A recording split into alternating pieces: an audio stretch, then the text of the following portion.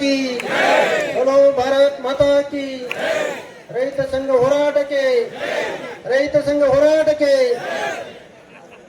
ಇಲ್ಲಿ ನಡೆದಂತ ಎಲ್ಲ ರೈತ ಬಂಧುಗಳಿಗೆ ಅನಂತ ಪ್ರಣಾಮವನ್ನು ಸಲ್ಲಿಸ್ತೀನಿ. ಇವತ್ತಿನ ಈ ಹೋರಾಟ ನೋಡ್ತಾನಂದ್ರ ರಾಜಕೀಯವರು ಏನ್ ಮಾಡಕತ್ತಾರು, ನಮ್ಮ ಜೀವನ ಏನದಲ್ಲ, ನಮ್ಮ ಬದುಕು ಏನದಲ್ಲ, ಇದ್ರೊಳಗ ಆಟ ಮಾಡಕತ್ತಾರ ಅವರು. ಯಾಕಂದ್ರ ನಮ್ಮದು ಏನು ನಾವು ಹಂಗ ಕೇಳಕತ್ತಿಲ್ರಿ, ನಾವು ಬಿಲ್ ಕೂಡ್ರಂತೆ ಹಂಗ ಕೇಳಕತ್ತೇವಣ. ನಮ್ಮ ಬೆವರ ಹಣ್ಣಿ ಸುರಿಸಿದೇನೋ, ಬೆವರ ಹಣ್ಣಿ ಸುರಿಸಿ ಕೇಳಕತ್ತೇವ, ಹೌದಾ? ಮತ್ ಇನ್ನೇನಪ್ಪ ಅಂದ್ರೆ ಒಂದು ವರ್ಷಕ್ಕ ಎಲ್ಲ ಬೆಲೆಗಳನ್ನ ಹೆಚ್ಚು ಮಾಡ್ಕೊತ ಬರ್ತೀರಿ, ಪ್ರತಿಯೊಂದು ಬೆಲೆಗಳನ್ನ ಹೆಚ್ಚು ಮಾಡ್ಕೊತ ಬರ್ತೀರಿ. ಆದ್ರೆ ನಾವು ಬೆಳೆದಂತ ಬೆಲೆ ಏನದಲ್ಲ, ನಾವು ಬೆಳೆದಂತ ಕಬ್ಬಿನ ಬೆಲೆ ಏನದಲ್ಲ, ಅದ್ ಎಷ್ಟು ವರ್ಷ ಆತಪ್ಪ ನೀವು ಹೆಚ್ಚು ಮಾಡಿಲ್ಲ. ನಮ್ಮ ಹಕ್ಕಿದ್ರಿ, ನಾವು ಕೇಳಾಕತ್ತೇವು.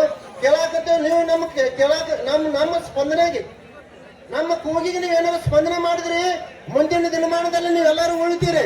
ಇಲ್ಲಂದ್ರೆ ರೈತರು ಒಂದು ಸಲ ರೊಚ್ಚಿಗೆ ಎತ್ತಂದ್ರೆ ನೀವು ಯಾರು ಉಳಿಯಂಗಿಲ್ಲ. ಯಾಕೆ ಹೆಂಗಂದ್ರ ರೈತ ಮನಸ್ಸು ಮಾಡಿದ್ರೆ ಏನಕ್ಕಲ್ಲ, ಜಗತ್ತಿಗೆ ಅನ್ನ ಕೊಡೋ ದೇವ್ರನ್ನ ಬಿಟ್ರೆ ಯಾರು ದೇವ್ರ ಇದ್ರೆ ರೈತರನೇ.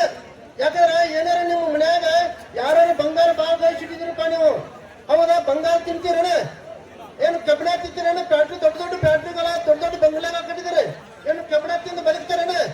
ಏನಾರ ನಿಮ್ಮ ಮಕ್ಕಳಿಗೆ, ನಿಮ್ಮ ಹೆಂಡ್ರಿಗೆ, ನಿಮ್ಮ ಎಲ್ಲ ಆಫೀಸರ್ಗೆ ಏನಾರ ಅನ್ನ ಕೊಡ್ಬೇಕಾಯ್ತಾರ ನಮ್ಮ ರೈತನ ಬೇಕು.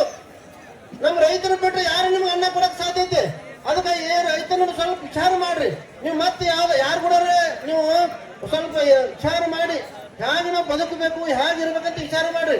ನಾವು ಬಹಳ ಕೇಳಕತ್ತಿಲ್ರಿ, ಬಹಳ ಕೇಳಕತ್ತಲ್ಲ, ಬರೀ 500 ರೂಪಾಯಿ ಹೆಚ್ಚು ಮಾಡೋಣಕತ್ತಿ. ನಾವೇನ 1000 2000 ಗಂಟೆ ನೀವು 4000 ಕೊಟ್ಟರು ಕಮ್ಮಿ, ನಮ್ಗೆ 4000 ಕೊಟ್ಟರು ಕಮ್ಮಿ. ಆದ್ರೆ ಬರೀ 500 ರೂಪಾಯಿ ನಾವು ಹೆಚ್ಚು ಮಾಡಕತ್ತೀವಿ. 500 ರೂಪಾಯಿ ಹೆಚ್ಚು ಅನ್ನಕತ್ತೀವಿ. ಮಾಡಿದ್ರೆ ಸರಿ, ಮಾಡಿದ್ರೆ ಇನ್ನೂ ಉಗ್ರ ಹೋರಾಟಗಳನ್ನ ಮಾಡ್ತೇವೆ ನಾವು. ಯಾಕಂದ್ರೆ ಎಲ್ಲ ಸ್ವಾಮೀಜಿಗಳ ಈ ಭಾಗದ ಮಠಾಧೀಶರು, ಯಾಕೆ ಮಠಬಲ ಆಗಿರಬಹುದು, ಮತ್ತೆ ಯಾವುದೇ ಆಫೀಸರ್ಗೆ ನಾವೆಲ್ಲರೂ ರೈತರ ಮೇಲೆ ಬದುಕಿದವ್ರಿ. ರೈತರಿಲ್ಲಂದ್ರೆ ಯಾವ ಮಠ ನಡೀತದೆ? ನಾನು ರೈತರ ಮಗನ, ನಾ ರೈತರ ಮನೆಯಿಂದ ಬಂದವ್.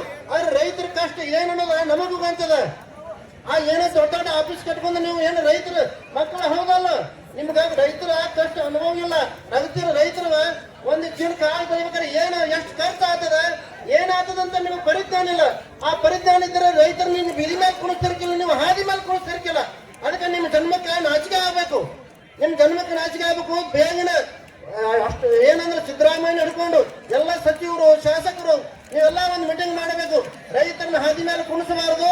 ನಾವು ರೈತರಿಗೆ ಚಂದಾಗಿ ಸ್ಪಂದನೆ ಮಾಡಿ 3500 ರೂಪಾಯಿ ನಾವು ಘೋಷಣೆ ಮಾಡಿ ರೈತರಿಗೆ ನೆಮ್ಮದಿ ಆಗುವ ನೀವು ಮಾಡಿದ್ರೆ ಸರಿ. ಇಲ್ಲಂದ್ರೆ ಮುಂದಿನ ದಿನಮಾನದಲ್ಲಿ ಏನಾಗ್ತದ್ರ ಈ ರೈತರ ಶಾಪ ನಿಮಗೆ ತಟ್ಟದ, ನಿಮಗೆ ತಟ್ಟದ. ಯಾಕಂದ್ರೆ ನೀವು ಹಿಂದಿನ ನಾಳೆ ಮತ್ತೆ 1 ವರ್ಷ 2 ವರ್ಷಕ್ಕೆ ನೀವು ಮತ್ತೆ ರೈತರ ಬಾಗಿಲು ಬರ್ತೀರಿ. ಅವಾಗ ರೈತರು ನಿಮಗೆ ಮನಸ್ಸು ಮಾಡಿದ್ರೆ ರೈತರು ನಿಮ್ಮನ್ನ ಎಲ್ಲಿ ಕುಣಿಸ್ಬೇಕು ಅಲ್ಲಿ ಕುಣಿಸ್ತಾರ, ಅದಕ್ಕೆ ನೀವು ವಿಚಾರ ಮಾಡಿ ಏನ್ ಮಾಡ್ಬೇಕಂದ್ರ ಇವತ್ತು ರೈತರಿಗೆ ಸ್ಪಂದನೆ ಮಾಡಿ, ರೈತರ ವಿಚಾರಗಳನ್ನು ನೋಡಿ.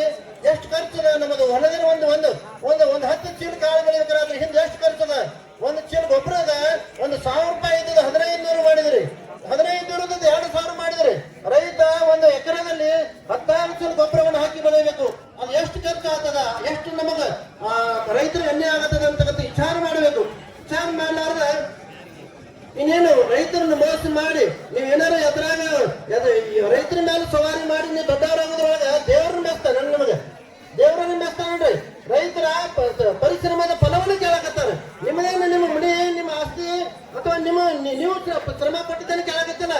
ರೈತರು ಏನು ಕೇಳಕತ್ತಾರ ಅಂದ್ರ ನಮ್ಮ ಹೊಲದಾಗ ನಾವು ಶ್ರಮ ಪಟ್ಟಿದ್ದೇವೆ, ನಮಗೆ ಚಂದಾಗಿ ಬೆನ್ನು ಕೊಡ್ರಪ್ಪ ಅಂತ ಕೇಳಕತ್ತಾರ. ಅಕಸ್ಮಾತ್ ರೈತರ ಮನಸ್ಸು ಮಾಡಿದ್ರೆ ನೀವು ಆಫೀಸ್ ಬಿಟ್ಟು ಹೊಲಕ್ಕೆ ಬರಬೇಕಾಗ್ತದ. ಹೊಲಕ್ಕೆ ಬಂದು ಚೆನ್ನ ಹಾಕಿ ನೀರು ಹಾಯಿಸಿ ನೀವು ಬೆಳೆದು ನೀವು ಊಟ ಮಾಡುವಂತ ಪರಿಸ್ಥಿತಿ ಬರ್ತೀವಿ. ನಿಮ್ಗೆ ಎಚ್ಚರಿಕೆ ಆಗಲಿ.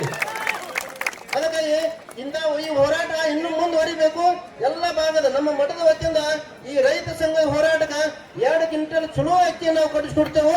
ಈ ರೈತರ ಹೋರಾಟ ಹಿಂಗೆ ಮುಂದುವರಿ ಅಂತ ಹೇಳಿ 1-2 ಮಾತುಗಳನ್ನ ಭಗವಂತ ಕಲ್ಪಿಸಿ ಎಲ್ಲ ರೈತರ ಹೋರಾಟಕ್ಕೆ ಮನವಿ ಮಾಡ್ತೇವೆ. ಈ ರೈತರ ಹೋರಾಟ ಇನ್ನೂ ಎಷ್ಟು ಸಲ ಎಲ್ಲಾರು ಮಾಡಿದ್ರು ನಾವು ಬರಾಕ್ಸಿದ್ದೇವೆ.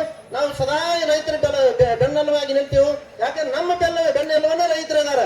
ಮತ್ತೆ ಇನ್ನು ರೈತರ ಪರವಾಗಿ ಹೋರಾಡೋದಿಲ್ಲ, ಇನ್ಯಾರ ಪರವಾಗಿ ಹೋರಾಡ್ಬೇಕ್ರಿ? ಹೌದಾ? ಅದಕ್ಕೆ ಎಲ್ಲರಿಗೂ ಶರಣು ಶರಣಾರ್ಥಿಗಳು.